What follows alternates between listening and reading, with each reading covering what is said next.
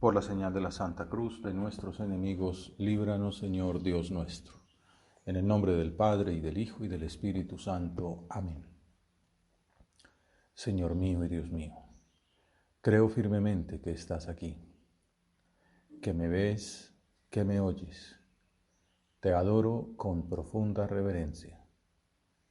Te pido perdón de mis pecados y gracia para hacer con fruto este rato de oración. Madre mía Inmaculada, San José, mi Padre y Señor, Ángel de mi guarda, interceded por mí. En el Antiguo Testamento, el profeta Isaías presenta una imagen muy significativa.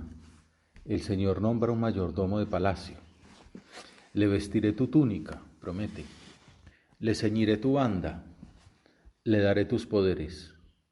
Será padre para los habitantes de Jerusalén y para el pueblo de Judá. Y luego le da propiamente como el encargo. Pongo sobre sus hombros la llave del palacio de David. Abrirá y nadie cerrará. Cerrará y nadie abrirá.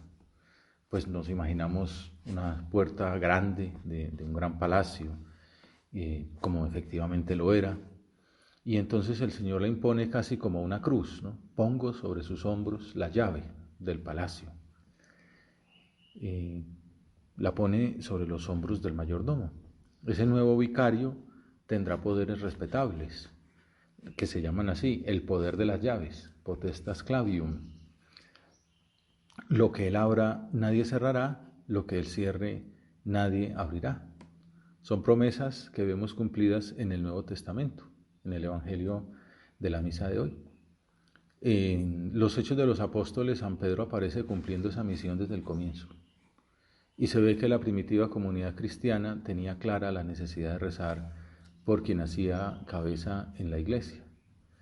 Después de narrar el encarcelamiento de Pedro, San Lucas concluye diciendo: mientras Pedro estaba en la cárcel bien custodiado, la iglesia oraba insistentemente a Dios por él.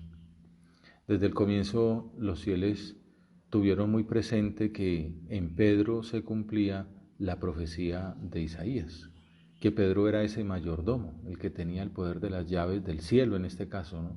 Que vemos en Juan 20:23, cuando el Señor les resucitado les envía el Espíritu Santo en la misma tarde del día de la resurrección, les dice: recibid el Espíritu Santo. Lo que ataréis en la tierra quedará atado en el cielo, lo que retengáis en la tierra quedará retenido en el cielo. Que además eso se aplica pues en concreto al perdón de los pecados. Y es como la institución del sacramento de la reconciliación. Al construir lo que hoy es la Basílica de San Pedro en Roma, donde está su sepulcro, se tuvo en cuenta ese dato teológico y se remarcó de modo arquitectónico. Cuando uno visita esa edificación, son tantas las maravillas allí presentes que uno puede quedar perplejo, es todo un museo. Y entre tantas obras estupendas, hay una faceta que sirve mucho para explicar el misterio de la Iglesia, sobre todo cuando, por ejemplo, un buen momento para poderla disfrutar es cuando se asiste a alguna celebración y hay que estar un largo tiempo esperando que aparezca el Papa. Se mira en el friso, están escritas sobre un mosaico dorado y en letras de 2 metros cada una, además en distintos idiomas, en latín y en griego, las palabras de Jesús que explican el sentido de semejante monumento. Tú eres Pedro, y sobre esta piedra edificaré mi iglesia. Veamos el contexto en que fueron pronunciadas, que es lo que meditamos en el Evangelio de la misa de hoy. El diálogo de Jesús con sus discípulos en Cesarea de Filipo. Quien la narra es San Mateo. Al llegar a la región de Cesarea de Filipo, en el norte, en Galilea, que pues Herodes la había llamado así para honrar y hacerle pues ahí como tratar de ganarse el favor del César, Jesús preguntó a sus discípulos: ¿quién dice la gente que es el Hijo del Hombre? Es una pregunta que es como una especie de encuesta, y ellos le responden, unos que Juan el Bautista había muerto, entonces, algunos pensaban que había resucitado, otros que Elías, otros que Jeremías o uno de los profetas, que también sirve para ver el reconocimiento que tenía Jesús, pensaban que era un profeta. Él les preguntó, ¿y ustedes quién dicen que soy yo? En el año 2000, que era un año muy importante, pues porque era un cambio de siglo, Juan Pablo II era un año jubilar. En ese jubileo de todo el año iba haciendo jubileos de distintas profesiones, edades de la vida, pues también hubo una jornada mundial de la juventud en Roma, extraordinaria, y un encuentro con los jóvenes en el Circo Máximo. Y el evangelio que utilizó el Papa fue este. Y les decía, queridos jóvenes, ¿quién dicen ustedes que es Jesucristo? ¿Quién es Jesucristo para ustedes? Podemos preguntarnos ahora mismo en nuestra oración, Señor, ¿tú quién eres para mí? ¿Quién decimos con nuestras obras más que con nuestras palabras que eres tú? Es una pregunta difícil, ¿no?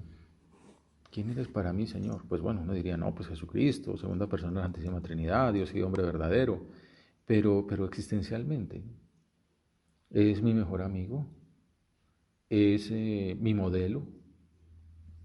Y entonces uno, pues ya lo tendría que aplicar a las amistades de la tierra, ¿no? Y yo soy buen amigo, si eso digo de él, yo soy buen amigo, soy fiel. Ayer veíamos en una película cómo aquel hombre se arrepentía de haber cometido una infidelidad a su esposa, de haberle hecho ese daño a su esposa y a su familia, y a él mismo. Él lo llevó a la cárcel y tal, casi a punto de morir. Nos dolemos de nuestras infidelidades, nos damos cuenta que pues no somos buenos amigos de Dios si lo hacemos compatible con la tibieza, con darle la espalda. ¿Ustedes quién dicen que soy yo?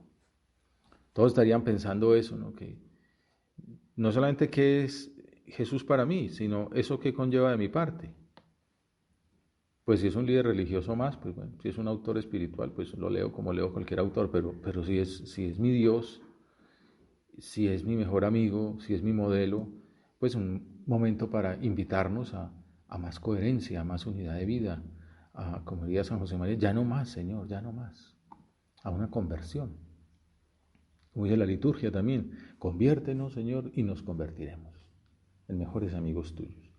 Bueno, quizá un poco este espíritu de examen estaría circundando en las conciencias de los apóstoles que escuchaban aquella pregunta.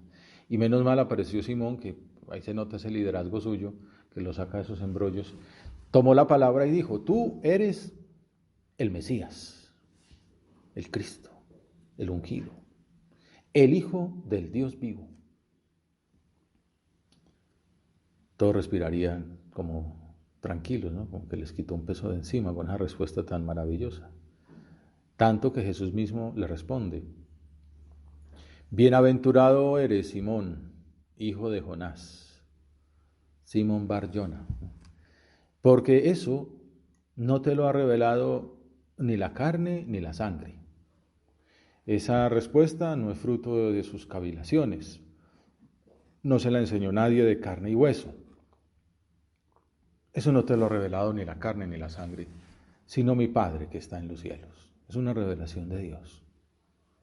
Inmediatamente después le cambia el nombre, como hace Dios, ¿no? Como le cambió el nombre de Abraham a Abraham.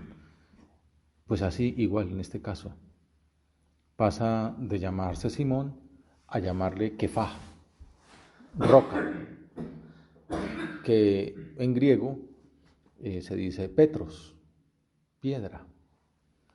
Además, Juan o Jonás, el nombre del papá de Pedro, significa Dios es misericordioso. Pues la misericordia divina se manifiesta en elegir a Simón como el fundamento de la iglesia, que es la familia de Dios en el mundo. Ahora yo te digo, tú eres Pedro.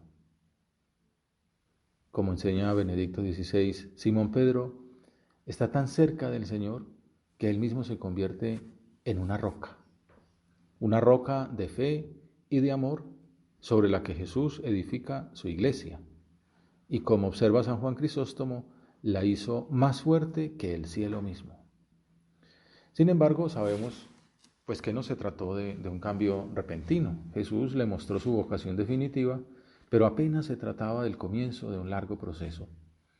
Poco tiempo más tarde, el mismo Señor tendría que reprenderlo, pero ahí casi que en la siguiente escena, porque no entendía que su camino de redención incluía la muerte en la cruz, el famoso apártate de mí, va de retro, Satanás, ¿no? El que le acaba de decir que será la roca, la cabeza de la iglesia, poco después le tiene que decir que está pensando como Satanás.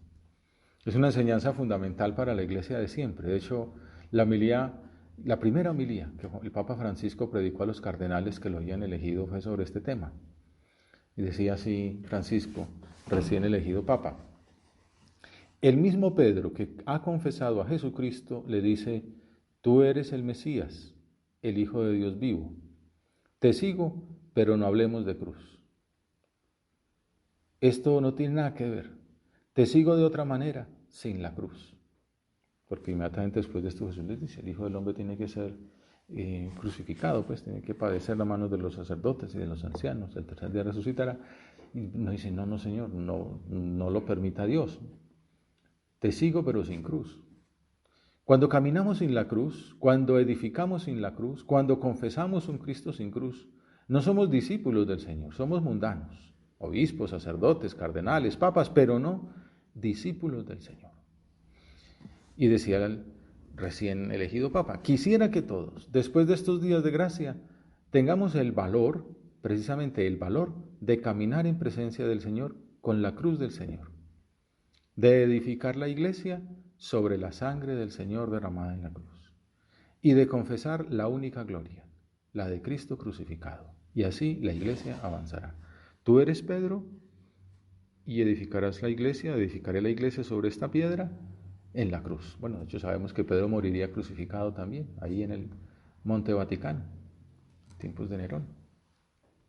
Tú eres Pedro. Volviendo a esas palabras de Jesús en Cesarea, San León Magno las glosa diciendo: del mismo modo que mi Padre te reveló mi divinidad, igualmente yo ahora te doy a conocer tu dignidad. Tú eres Pedro, yo que soy la piedra inviolable, la piedra angular, que hizo de los dos pueblos una cosa. Yo que soy el fundamento, te digo a ti, Pedro, que eres también piedra. Porque serás fortalecido por mi poder, de tal forma que lo que me pertenece por propio poder será común a ambos por tu participación conmigo. Tú eres Pedro. Y sobre esta piedra edificaré mi iglesia. Y concluye Jesús: y el poder del infierno no la derrotará. Sobre esta piedra, sobre esta fortaleza, construiré el templo eterno de mi iglesia, que alcanzará el cielo y se levantará sobre la firmeza de la fe de Pedro. Y esa promesa tan maravillosa: el poder del infierno no la derrotará, no podrá con esta profesión de fe, no la encadenarán los lazos de la muerte, pues estas palabras son palabras de vida. Entonces, esa elección de Pedro como la cabeza de la iglesia conlleva una misión, toda vocación lleva una misión.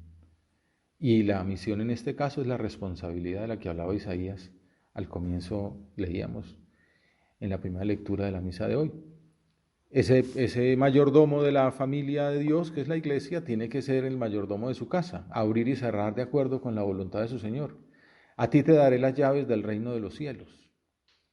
Cuando uno vaya, por ejemplo, a la Capilla Sixtina, uno de esos cuadros del segundo piso, de los primeros antes de que llegara Miguel Ángel con todo su esplendor a cubrir los frescos del techo, uno de esos es la entrega de las llaves, ¿no? A ti te daré las llaves del reino de los cielos. Lo que ates en la tierra quedará atado en los cielos, y lo que desates en la tierra quedará desatado en los cielos. Es como ese cumplimiento de lo que estaba profetizado por Isaías. El catecismo aclara que esa función se continúa en el tiempo, a través de la misión de los obispos unidos al Papa. Y los sacerdotes pues somos ayudantes, servidores del obispo. El Señor hizo de Simón, al que dio el nombre de Pedro, y solamente de él, la piedra de su iglesia. Le entregó las llaves de ella. lo instituyó pastor de todo el rebaño. Como dice el concilio, está claro que también el colegio de los apóstoles, unido a su cabeza, recibió la función de atar y desatar que fue entregada a Pedro. Este oficio pastoral de Pedro y de los demás apóstoles pertenece a los cimientos de la Iglesia y se continúa por los obispos bajo el primado del Papa. Por eso, qué importante es para un católico el amor al Santo Padre. Hemos visto un poco ya como la consideración bíblica y teológica, que no es una sociedad, no es una simple como asociación, una aglomeración de personas en torno a un bien común. Pues es eso, pues sociológicamente, antropológicamente, pero es mucho más. La Iglesia es la familia de Dios en el mundo, compuesta por pecadores miserables, ¿no? Como nosotros, y como los sacerdotes y como los obispos, todos tenemos pecados. El mismo Papa, ahí ahora con la ecuación de la pandemia, ha contado que se confiesa cada 15 días. Cada 15 días pasa un sacerdote allí a confesarlo. Y dice que forma parte pues, de su manera también de luchar por cumplir su misión.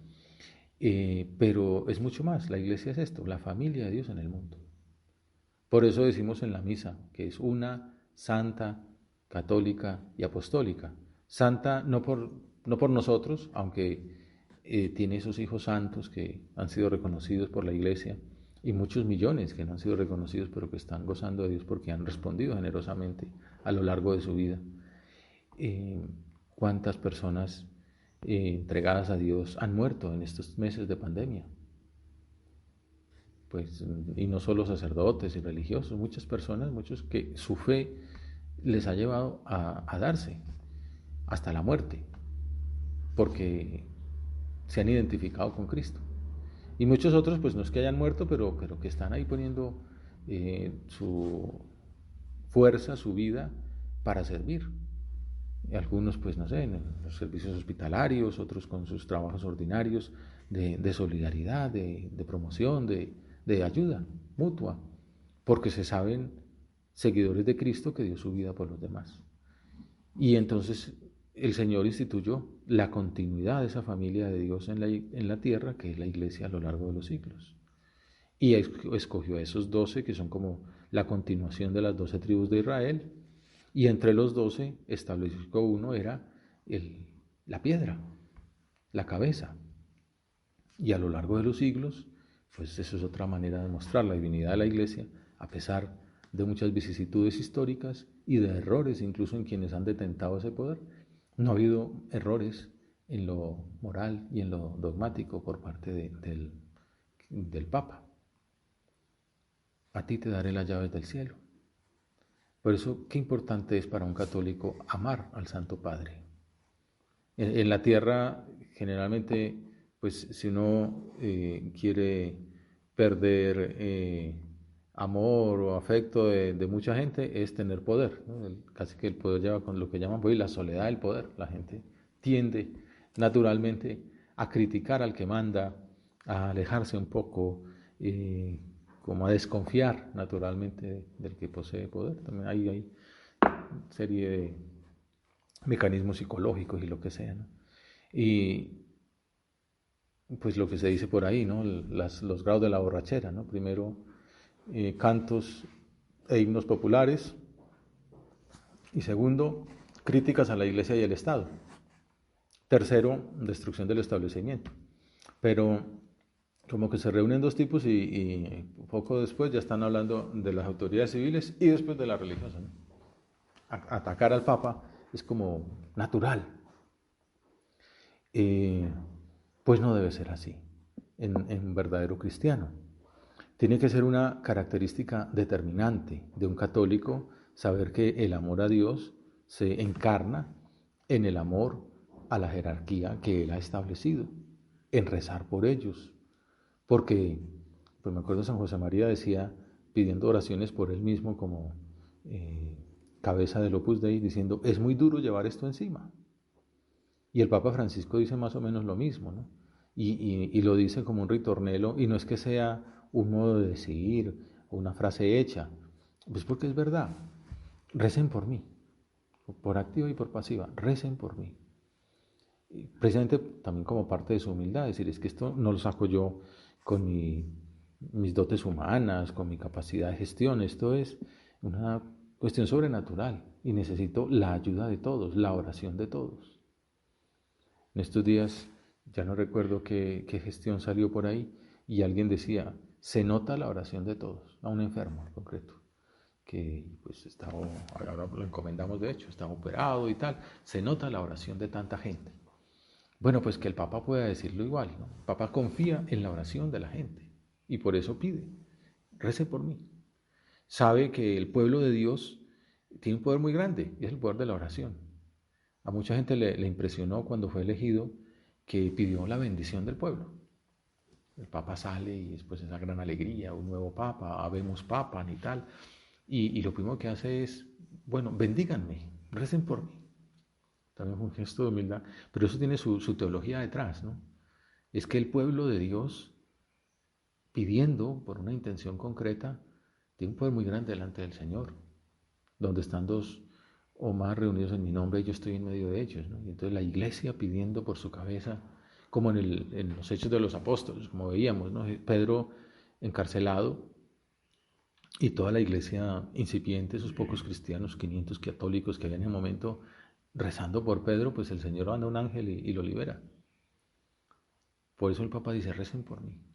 Y tenemos que pensar, ¿yo qué tanto rezo por el Papa? En la misa está previsto rezar por el Papa. En el rosario está previsto en muchas ocasiones pues que termine uno rezando por el Papa. Pero hay que pensar cómo puedo ser más generoso. Y no solamente pedir por mis cosas, sino también el Papa tiene muchas en la cabeza que no conocemos, ¿no? La situación de la iglesia en China, la situación de la iglesia en Alemania, pues el tema del respeto a los niños y a las personas vulnerables por parte de los ministros. Pero bueno, son muchas cosas. A veces son cosas de ordinaria administración, pero que también son muchas. Tan sencillo como que toda diócesis tenga su obispo. Y entonces hay pues muchos obispos viejitos o que se están muriendo y que hay que buscarles reemplazo. Y tampoco es tan sencillo porque el que lo reemplaza pues a su vez deja un cargo que tiene que ser reemplazado por otro.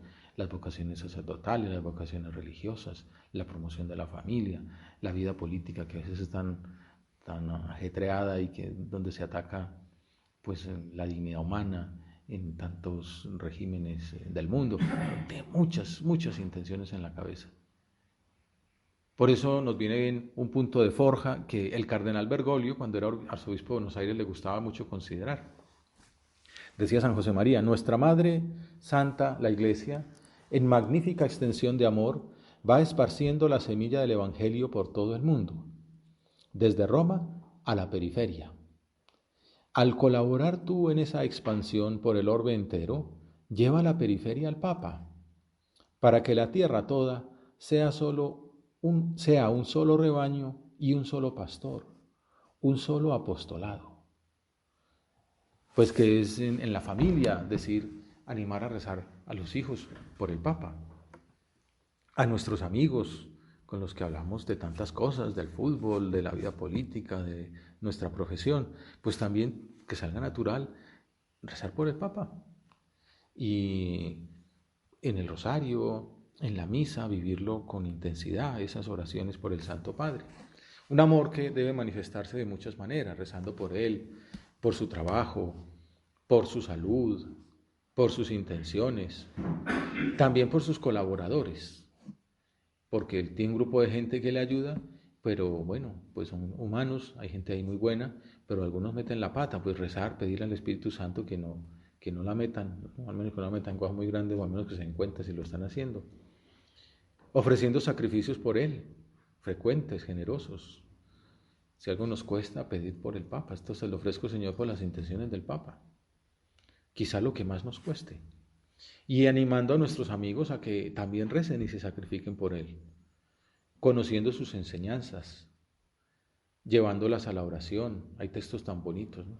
El Evangelii Gaudium, la alegría del Evangelio, la Christus Vivit, un mensaje para los jóvenes, la Gaudete te exsultate, que es gozaos y alegraos sobre la santidad tan propia de nuestro espíritu, con deseo de verle hasta físicamente si fuera posible, pues en estos días hemos recordado cuando estuvo hace 3 años en Colombia, y pues pues nosotros, por ejemplo, tantos aquí, todos los que estamos aquí, casi que todos fuimos voluntarios, la JMJ en Panamá, bueno, hasta eso muestra el cariño que se le tiene, obedeciéndole con prontitud y amor encendido.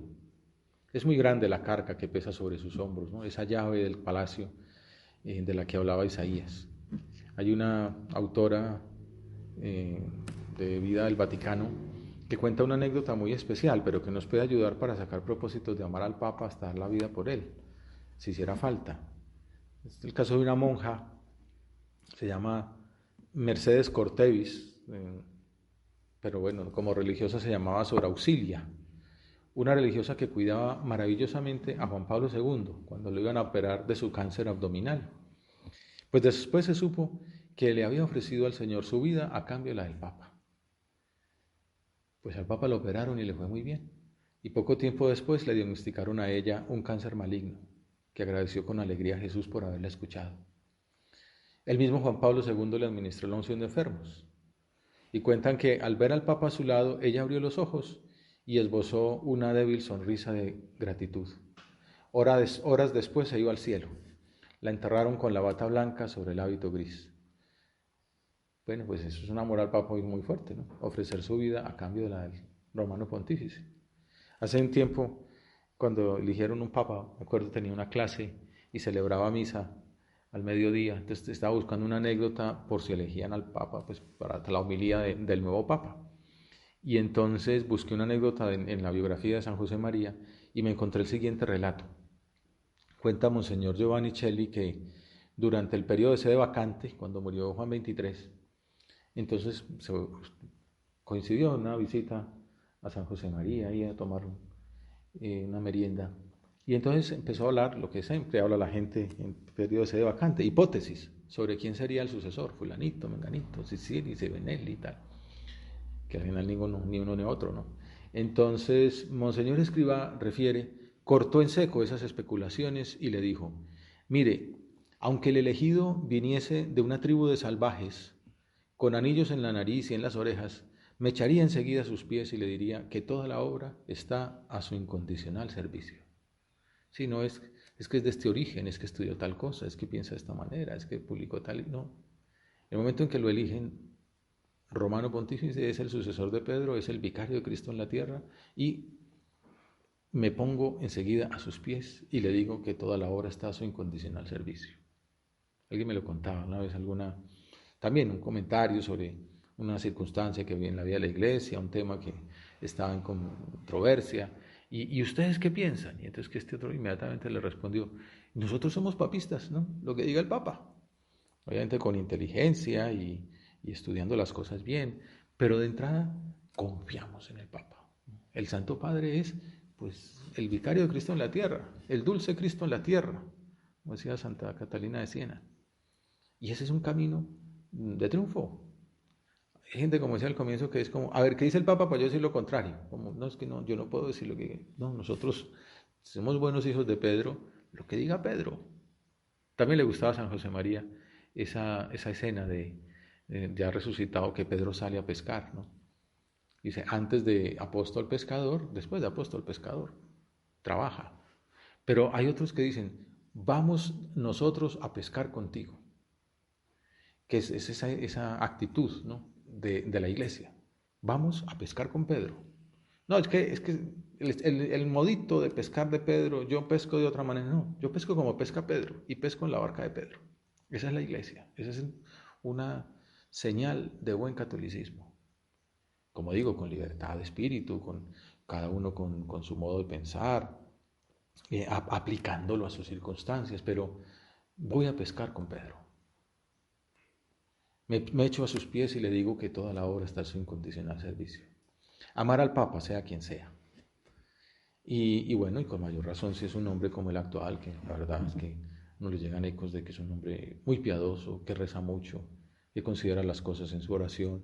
Y bueno, y que hay que pedirle al Señor que lo ayude, que lo apoye, que le dé gracias para sacar adelante este cargo tan duro, ¿no?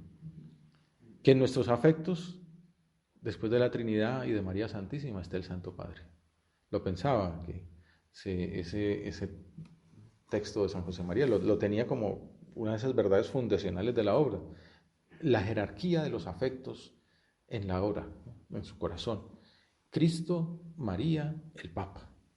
Ha sido estos 3 días que hemos ido meditando, pues el primer día hablábamos de caridad, ayer hablábamos de María Reina y hoy hablamos del Papa, digamos que fue providencial, pero Cristo, María, el Papa. María edifica continuamente la iglesia, dice en Cristo que pasa, y así concluimos. María edifica continuamente la iglesia, la aúna, la mantiene compacta, mirando en ese momento ahí cuando esperan la venida del Espíritu Santo, en el cenáculo. María está ahí, fraguando esa unidad de la iglesia. Es difícil tener una auténtica devoción a la Virgen y no sentirse más vinculados a todos los demás miembros del cuerpo de Cristo, más unidos también a su cabeza visible, el Papa. Por eso me gusta repetir, omnes cum Petro, ad Jesum per María. Puede ser una buena ejaculatoria para este día de hoy. Todos con Pedro, a Jesús por María. Te doy gracias, Dios mío, por los buenos propósitos, afectos e inspiraciones que me has comunicado en esta meditación. Te pido ayuda para ponerlos por obra. Madre mía Inmaculada, San José mi Padre y Señor, Ángel de mi guarda, interceded por mí.